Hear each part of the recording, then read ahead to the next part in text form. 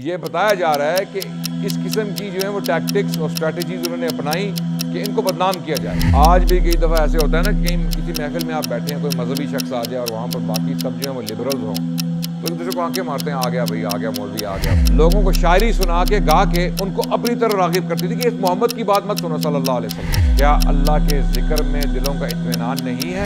یہ محمد جو آپ کے سامنے بیان کر رہے ہیں، موسیٰ کا واقعہ، عیسیٰ کا واقعہ، قوم لوط، ابراہیم علیہ السلام کے واقعات، یہ سب پرانی کہانیاں ان لوگوں کی ہیں۔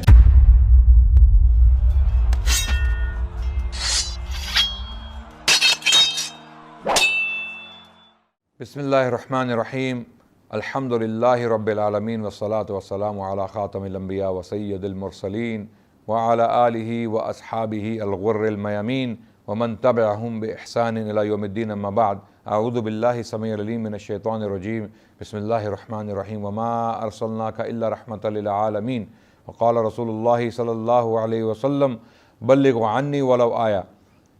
آپ کے سامنے تاریخ اسلام کے سلسلے کی ایک اور کڑی پیش کرنے جا رہا ہوں۔ اس قسط میں انشاءاللہ ہم سیرت کا جو باب ہے جس پر گفتگو کر رہے تھے اس کو جاری رکھیں گے انشاءاللہ۔ پچھلی قسط میں آپ کے سامنے کچھ واقعات اللہ کے نبی صلی اللہ علیہ وسلم کی زندگی کے، مکی زندگی کے کچھ حالات جو پیش کر رہا تھا۔ ابو طالب نے ان کو نرم بات کر کے، نرمی کے ساتھ رفع دفع کر دیا، اور اللہ کے نبی اپنی تبلیغ کے ساتھ جو ہے وہ کام کرتے رہے۔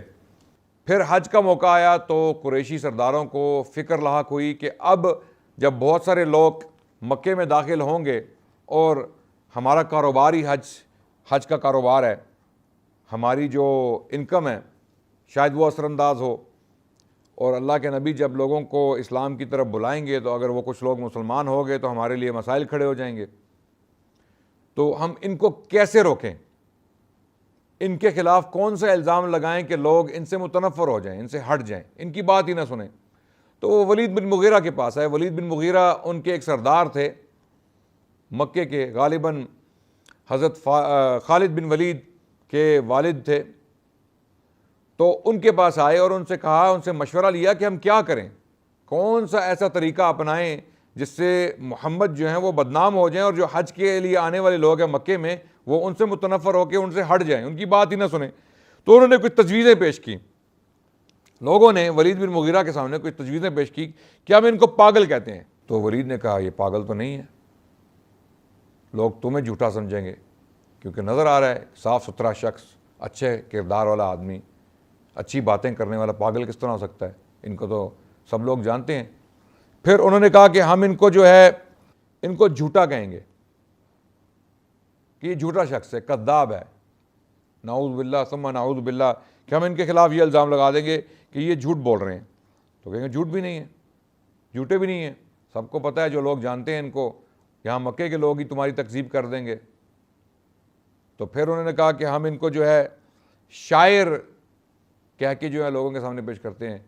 یعنی شعراء کی اتنی عزت وہاں پر اس وقت موجود نہیں تھی۔ شعراء کون سے لوگ تھے؟ شاعر کیسے لوگ تھے؟ شاعر وہ لوگ تھے جو اپنی شاعری کے عوض لوگوں سے انعام وغیرہ لیتے تھے، یہ شاعر ہے۔ اور ایک اور شاعر ہے جو اپنا کلام تمہارے سامنے پیش کر رہا ہے، اس کے کلام کو چھوڑو اور اس کی بات کو سنجیدگی سے مت لو۔ ان کا وہ شاعر بھی نہیں ہے، ان کے کلام میں وہ چیزیں ہیں ہی نہیں ہیں جو عربی شاعری کے قوانین ہیں، جو قواعد ہیں۔ ان کا جو کلام ہے جو وہ پیش کر رہے ہیں وہ شاعری کے کسی بھی جو ہے وہ اس میں سسٹم میں فٹ نہیں ہو رہا وہ کلام، تو وہ شاعر بھی نہیں ہے۔ تمہارا الزام جو ہے وہ غلط ثابت ہو جائے گا۔ پھر لے دے کے ولید بن مغیرہ نے ایک مشورہ دیا کہ ہم ان کو جادوگر کہہ سکتے ہیں کہ یہ ساحر ہے۔ اس کی بات سنتے ہی لوگوں کے دماغ جو ہیں وہ گھوم جاتے ہیں اور لوگ اپنے رشتہ داروں کے دشمن ہو جاتے ہیں، ان سے ہٹ جاتے ہیں، ان سے مخالفت شروع کر دیتے ہیں۔ تو یہ بھائی بھائی کو آپس میں جدا کر رہے ہیں، شوہر بیوی کو جدا کر رہے ہیں، ماں باپ کو بچوں سے جدا کر رہے ہیں، تو یہ ایک ساحر ہے، ایک جادوگر ہے۔ تو اسی معاملے کے بارے میں اللہ کے نبی صلی اللہ علیہ وسلم نے جو ہے جب وہ سوچ بچار کر رہا تھا، جب قریشیوں نے اس کے سامنے یہ تجاویز پیش کی اور وہ سوچ رہا تھا، اس نے کہا مجھے سوچنے کا موقع دو، میں تمہیں کوئی سلوشن دیتا ہوں۔ اس کے بارے میں اللہ سبحانہ وتعالیٰ نے قرآن میں یہ الفاظ استعمال کیے ولید بن مغیرہ کے بارے میں، اعوذ باللہ من الشیطان الرجیم، انہ فکر وقدر فقتل کیف قدر ثم قتل کیف قدر ثم نظر ثم عبس وبصر ثم ادبر واستکبر فقال ان هذا الا سحر یؤثر ان هذا الا قول البشر. یعنی یہ قرآن میں اللہ نے اس کی مذمت بیان کی ولید بن مغیرہ کی. اس نے سوچا اور اندازہ لگایا، وہ غارت ہو اس نے کیسا اندازہ لگایا، پھر غارت ہو اس نے کیسا اندازہ لگایا، پھر نظر دوڑائی، پھر پیشانی سکیڑی اور منہ بسورا، پھر پلٹا اور تکبر کیا، اور آخر کہا یہ نرالا جادو ہے جو پہلے سے نقل ہوتا آ رہا ہے. یہ شخص انسان، یہ محض انسان کا کلام ہے، یہ صرف اسلام کا جو قرآن کے الفاظ ہیں ان کے بارے میں اس نے بولا کہ یہ انسان کا کلام ہے. تو یہ بات کر کے اس نے جو ہے لوگوں کو یعنی اس طرف راغب کیا کہ آپ ان کو ساحر کہیں، ان کو آپ جو ہے جادوگر کہہ کے بدنام کرنے کی کوشش کریں. اب قریشیوں نے جو ہے نا، کیونکہ اسلام کی تبلیغ کھلے عام ہو رہی ہے تو انہوں نے محاذ آرائی شروع کر دی، کھل کے دشمنی شروع کر دی قریشیوں نے، کیونکہ ظاہر ہے اب ایک کھل کے پیغام پیش کیا جا رہا ہے معاشرے میں. اللہ کے نبی صلی اللہ علیہ وسلم جہاں پر بھی ان کو موقع ملتا تھا وہ اسلام کا پیغام پیش کرتے تھے. اور اس دور میں ایسی جگہ پر اسلام کا پیغام پیش کرنا آپ کے خیال میں کوئی معمولی بات تھی؟ آپ کیا سمجھتے ہیں کہ وہ جاتے تھے اور کھڑے ہوتے تھے اور لوگوں کے سامنے بیان کرتے تھے جس طرح میں آپ کے سامنے ابھی بیان کر رہا ہوں، اور آپ لوگ بڑے غور سے سن رہے ہیں، آپ لوگوں کی اٹینشن جو ہے میری طرف ہے، اور آپ لوگوں میں سے مجھے کوئی پتھر بھی نہیں مار رہا، کوئی گالی بھی نہیں دے رہا، کوئی الزام بھی نہیں لگا رہا، اور کوئی مارنے کو بھی نہیں دوڑ رہا. رائٹ، الحمدللہ.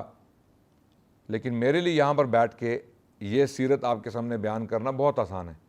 اللہ کے نبی صلی اللہ علیہ وسلم کی کیفیت کو ذرا سوچئے اس کے بارے میں، اور اندازہ لگائیے کہ ایک ہاسٹائل ٹیریٹری، دشمنوں کا خطہ، جو لوگ انتہائی دشمنی پر تلے ہوئے ہیں، ان کے ہاں ان کے درمیان کھڑے ہو کر تبلیغ کرنا اللہ کے حکم کی وجہ سے کس قدر مشکل ہوگا. اور جب آپ ان کی محاذ آرائی کے طریقے دیکھیں گے، جو قریشیوں نے رسپانسز جو دیے، جو کوششیں وہ کر رہے تھے اس تبلیغ کو ضائع کرنے کی یا اس تبلیغ کو روکنے کی، ان کوششوں سے آپ کو اندازہ ہو جانا چاہیے کہ اللہ کے نبی کی سٹرگلز کیا تھی، وہ کن مشکلات سے گزرے جن کا ذکر قرآن میں آیا ہے. تو محاذ آرائی کے کئی انداز تھے، انہوں نے بہت ساری اسٹریٹجیز جو ہیں وہ اپلائی کی، اور مزے کی بات آپ کو بتاؤں کہ وہ طریقے آج بھی جاری ہیں. وہ کہا جاتا ہے نا انگریزی میں ہسٹری ریپیٹس اٹ سیلف، تاریخ اپنے آپ کو دہراتی ہے، اور تاریخ آج بھی اپنے آپ کو دہرا رہی ہے. وہی طریقے اسلام کے جو دشمن ہیں، سب سے پہلا کام مکے کے لوگوں نے کیا کیا؟ اللہ کے نبی کو روکنے کے لیے ان کا مذاق اڑایا، استہزاء اور تحقیر، ہنسنا ان پر، ان کا ٹھٹھا اڑانا اور تکذیب کرنا، اور ان کو طرح طرح کے القاب دینا، عجیب و غریب ٹائٹلز جن کا ذکر قرآن میں آیا ہے. مثال کے طور پہ اللہ سبحانہ و تعالیٰ فرماتے ہیں، اعوذ باللہ من الشیطان الرجیم، بسم اللہ الرحمن الرحیم، وقالوا یا ایہا الذی نزل علیہ الذکر انک لمجنون. ان کفار نے کہا کہ اے وہ شخص جس پر قرآن نازل ہوا تو یقیناً پاگل ہے. نعوذ باللہ ثم نعوذ باللہ، آپ پاگل ہیں. یہ قرآن میں ذکر آیا اس الزام کا. لیکن جب یہ لوگ دشمنی پر تلیں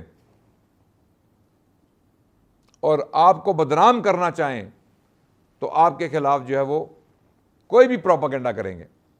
پہلے تو آپ پر ہنسا جائے گا.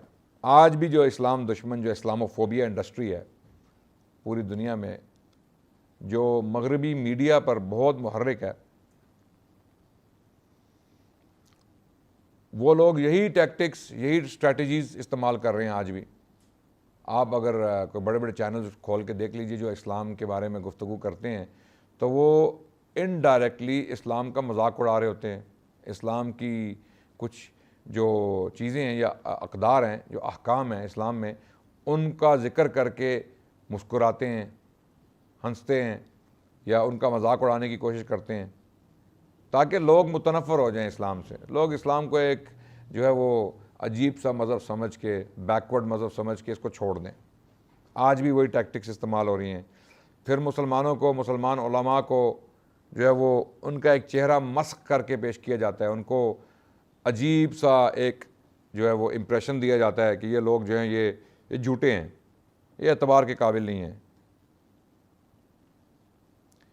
اسی طرح اللہ سبحانہ وتعالیٰ نے قرآن میں فرمایا وَإِن يَكَادُ الَّذِينَ كَفَرُوا لَيُزْلِقُونَكَ بِأَبْصَارِهِمْ لَمَّا سَمِعُوا الذِّكْرَ وَيَقُولُونَ إِنَّهُ لَمَجْنُونٌ۔ اور جب کفار اس قرآن کو سنتے ہیں تو آپ کو ایسی نگاہوں سے دیکھتے ہیں کہ گویا آپ کے قدم اکھاڑ دیں گے اور کہتے ہیں کہ یقیناً یہ پاگل ہے۔ نعوذ باللہ ثم نعوذ باللہ۔ یعنی قرآن میں یہ سارے جو الزام وہ لگا رہے تھے اللہ کے نبی صلی اللہ علیہ وسلم پر اس دور میں جب وہ کھل کے تبلیغ کر رہے تھے، تو یہ بتایا جا رہا ہے کہ اس قسم کی جو ہے وہ ٹیکٹکس اور اسٹریٹجیز انہوں نے اپنائی کہ ان کو بدنام کیا جائے۔ اور آج بھی وہی ہو رہا ہے کہ مسلمانوں کو کسی طرح بدنام کر کے اسلام و فوبیا کے ذریعے میڈیا پر پولیٹیشنز کو خریدا گیا ہے، جرنلسٹ کو خریدا گیا ہے، بہت سارا پیسہ خرچا جا رہا ہے، اسلام کو بدنام کیا جا رہا ہے مغربی دنیا میں، اور مغرب کا بہت زیادہ اثر جو ہے وہ مسلمان ممالک پہ بھی ہے، تو اس کا اثر یہاں بھی ہو رہا ہے۔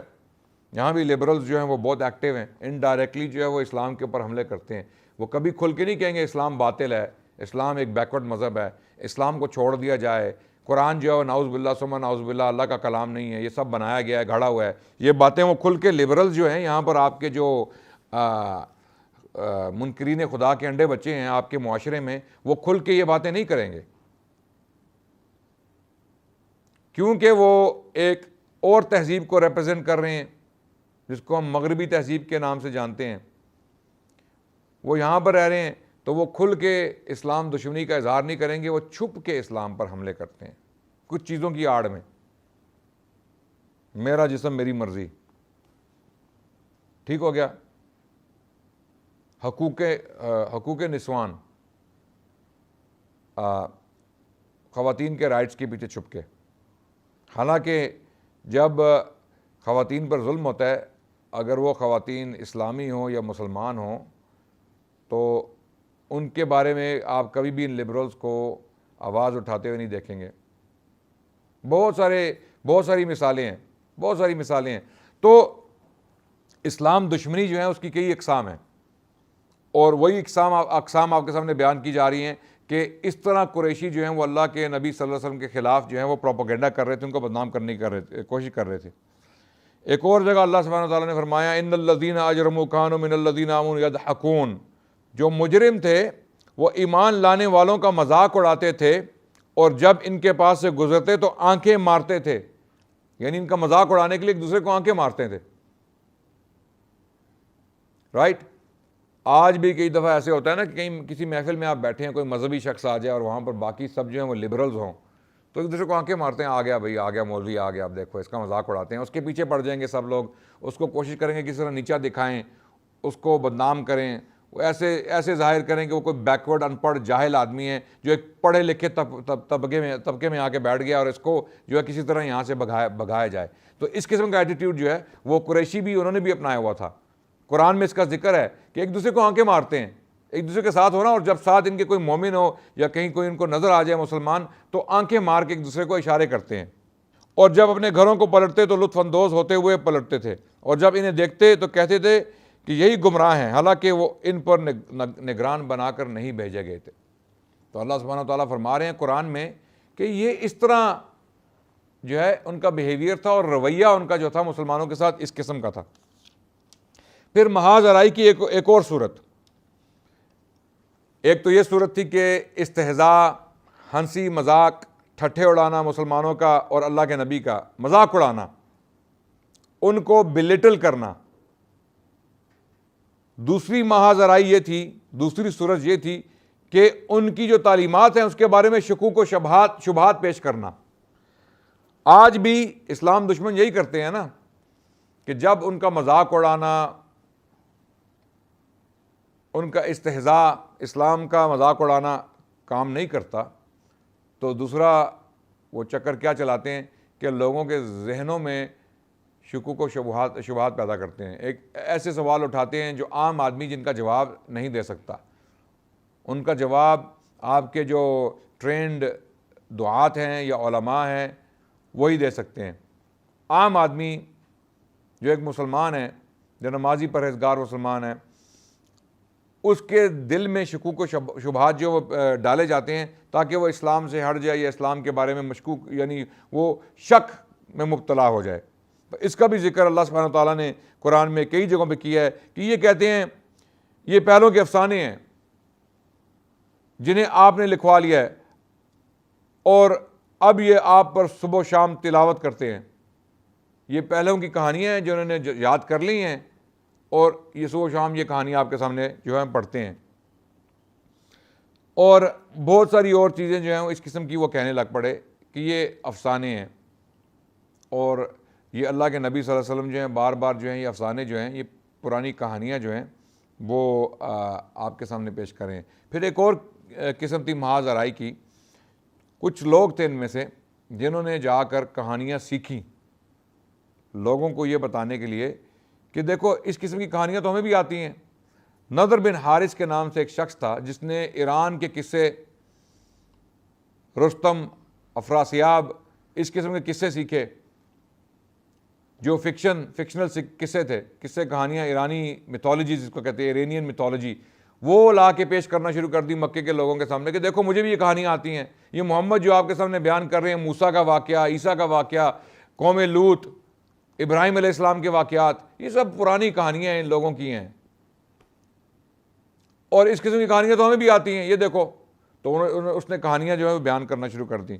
پھر اس نے یہ کیا کہ کچھ لونڈیاں گانے والی اس نے ہائر کی اور جب اللہ کے نبی صلی اللہ علیہ وسلم پیغام پیش کر رہے تھے اسلام کا، لوگوں کے سامنے تبلیغ کرتے تھے تو یہ لونڈیاں گا کر لوگوں کو اپنی طرف متوجہ کرتی تھی. اسی کے بارے میں اللہ سبحانہ وتعالیٰ نے قرآن میں یہ آیت نازل کی، اعوذ باللہ من الشیطان الرجیم، ومن الناس من یشتری لہو الحدیث لیضل عن سبیل اللہ، کہ کچھ ایسے لوگ ہیں جو کھیل کی بات خریدتے ہیں تاکہ اللہ کی راہ سے بھٹکا دیں. اس کے بارے میں ہمارے جو علماء ہیں، مفسرین ہیں، ان کا قول ہے کہ لہو الحدیث جو ہے وہ موسیقی ہے، گانا بجانا ہے. اور علماء یہ بھی کہتے ہیں کہ جس دل میں موسیقی کا پیار ہو، محبت ہو، اس سے رغبت ہو، اس دل میں قرآن کی محبت نہیں ہو سکتی. قرآن اور میوزک، موسیقی ایک دل میں جگہ نہیں بنا سکتے. یا تو قرآن ہوگا یا میوزک ہوگا. میوزک سے مراد میری یہ ماشاءاللہ آپ کے آج کل جو بڑے بڑے میوزیشنز ہیں مغربی دنیا میں بھی اور مشرقی دنیا میں بھی، یہاں پر بالی ووڈ ہے، وہاں پر ہالی ووڈ ہے، اور وہاں پر بڑے بڑے ریپ آرٹسٹ، بڑے بڑے راک آرٹسٹ، ان کا میوزک چلتا ہے اور انتہائی ایول میوزک ہے. ایول سے مراد جو ہے شر سے بھرپور. جو لیرکس ہیں وہ بھی غلط، جو شاعری، جو کلام وہ پیش کر رہے ہیں میوزک میں وہ بھی غلط، اور جو وہ میوزک استعمال کر رہے ہیں وہ بھی غلط. اور کئی جگہوں پہ تو یہ بھی کہا گیا کہ یہ شیطانی میوزک ہے، یہ سیٹینک ہے، یقیناً شیطان کی طرف بلاتا ہے، شیطانی اعمال پر اکساتا ہے. اور اس موسیقی میں برائیوں کو جو ہے وہ ایک نارمل حیثیت سے پیش کیا جاتا ہے کہ یہ برائیاں اپنا لو، کوئی خرابی نہیں ہے. زنا کو پروموٹ کیا جاتا ہے، منشیات کو جو ہے وہ پروموٹ کیا جاتا ہے، الکوہول، شراب کا ذکر آتا ہے. عموماً خواتین کے لیے جو زبان استعمال ہوتی ہے یا ان کے لیے جو سلوک کیا جاتا ہے ان کے ساتھ وہ نازیبا ہے. تو یہ ساری چیزیں نارملائز کی جا رہی ہیں، یہاں تک کہ آپ کے معاشرے پر ان چیزوں کا جو ہے وہ غلبہ ہو چکا ہے. آپ کسی بھی شادی میں جائیے، کسی بھی مسلم ملک میں جو بالی ووڈ زدہ ہے، یہاں پر بالی ووڈ کا غلبہ ہے. آپ کی شادی مکمل نہیں ہوگی جب تک بالی ووڈ کے طریقے سے ڈانس نہیں ہوگا. وہ پورا سین فلمایا جاتا ہے.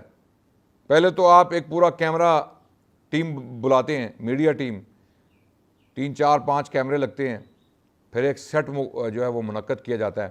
اس سیٹ میں ایک طرف سے لڑکیاں آتی ہیں, دوسرے سے لڑکے آتے ہیں, اور پھر وہ ناچتے ہیں. رائٹ, ایک پورا بالی ووڈ سین فلمایا جاتا ہے. جب تک وہ سین نہیں ہوگا آپ کی آنٹیاں بھی راضی نہیں ہوں گی, آپ کے انکل بھی راضی نہیں ہوں گے. جب تک آپ پورے کے پورے ہندو نہیں ہو جائیں گے کلچرلی سے مراد یہ کہ کلچر آپ جب تک اس شادی میں, کیونکہ یہ شادیاں کوئی اسلامی شادیاں تو نہیں ہیں, یہ بات کرتا چلو,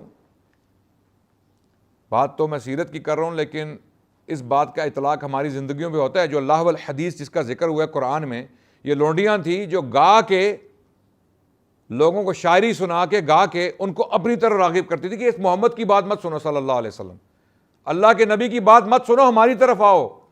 آج بھی یہی ہو رہا ہے نا کہ میوزک سے لوگوں کو استعمال کرتے ہوئے, میوزک کو استعمال کرتے ہوئے لوگوں کو دین سے ہٹایا جا رہا ہے نا. دین سے ہٹیں گے نا لوگ جب میوزک سنیں گے, ایسا میوزک جس میں برائی بیان ہو رہی ہے, جس میں برائی کی طرف رغبت دی جا رہی ہے, لوگوں کو بلایا جا رہا ہے کہ اس طرف آؤ. ایک طرف آپ کو بلایا جا رہا ہے حی علی الصلاۃ, حی علی الفلاح, صلاۃ کی طرف آؤ, نماز کی طرف آؤ, اپنی فلاح کی طرف آؤ. دوسری طرف شیطان جو ہے وہ rap artist, Bollywood stars, musicians, ان کو استعمال کر رہا ہے کہ وہ کہہ رہے ہیں حی علی الشیطان, تم شیطان کی طرف آؤ. وہاں کہاں جا رہے ہو, مسجد میں کیوں جا رہے ہو, نیکی کے کام کیوں کر رہے ہو, یہاں آؤ, عیاشی مارو, شراب پیو, منشیات استعمال کرو, پارٹی میں آؤ, ایکسٹیسی استعمال کرو, گولیاں کھاؤ, اور پھر کتے کی موت مر جاؤ. کئی لوگ مرتے ہیں نا, آپ نے سنا ہوگا اوور ڈوز. اوور ڈوز کے بارے میں سنا ہے آپ نے کہ لوگ اوور ڈوز کرتے ہیں.